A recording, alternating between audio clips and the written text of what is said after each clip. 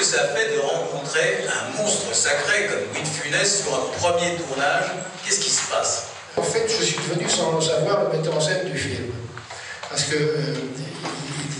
il me regardait au fond, et quand j'éclatais de rire, Molinaro, qui avait peur de lui, disait « Ça vous plaît, oui, on n'en fait pas d'autres ». Alors je riais, non, c'est bon. Et quand je riais pas, on en faisait d'autres. Et je m'en suis aperçu parce qu'un jour, j'avais rendez-vous avec une copine qui m'a collé un énorme lapin. J'étais très malheureux. Donc je suis revenu en pensant à autre chose, en faisant la gueule.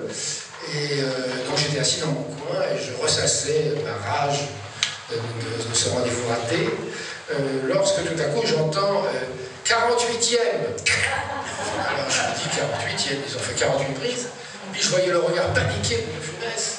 Et je 49e, et puis je riais toujours pas.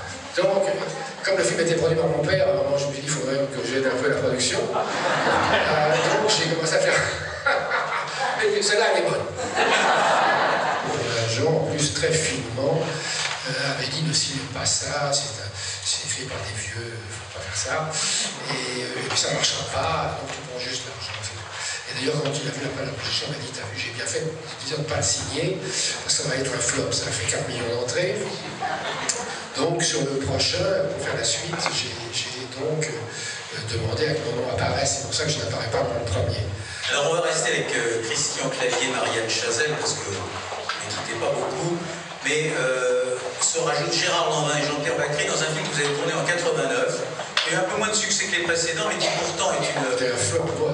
Ah oui, mais alors moi je trouve que, vu aujourd'hui... C'était vachement bien, tu m'as super bien recadré, tu vois. Donc, évidemment, ce personnage qu'on a côtoyé pendant 3 semaines... Finalement, j'aurais dû vous laisser parler toute la soirée, elle n'avait pas besoin des projections, franchement. Et donc, j'ai appelé Christian, j'ai dit, tu fais quoi ce week-end? Il m'a dit, je pars dans le midi, je lui ai dit, ça m'arrangerait que tu restes et qu'on relise tout le dialogue, parce que je crois que pour la première fois, on va faire un film qui va plaire aux enfants. Donc il faudrait enlever, il y avait des répliques, je veux dire que un peu salace. Un peu, pas salace, mais enfin qui pourraient poser des questions. Je ne voulais pas de questions, par exemple, parce que le Jacquard est quand même un petit peu homosexuel, et à un moment donné, il y avait des répliques, et ça se voit, quoi. Donc il y a un moment le banquier qui lui disait, mais vous n'auriez pas un peu pédé par hasard? Et il disait, et toi, je te demande... Un dialogue il y a une vingtaine d'années, impossible à faire. Et il dit, je te demande si ta soeur est venue.